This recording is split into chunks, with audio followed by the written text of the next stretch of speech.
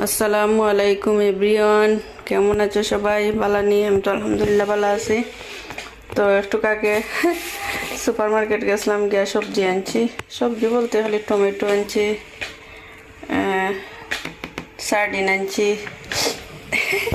লেম্বুর রস, বানানা, তন্ন, গরুতে তাজা শেষ হয়েছে ওটা আনছি, আর তেল আর দুধ আছে।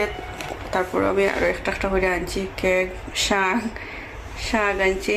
শাক রান্নু তন্ন দি শাক যে মজা হয় বালানি সবল। আমি তো আলহামদুলিল্লাহ ভালো আছি।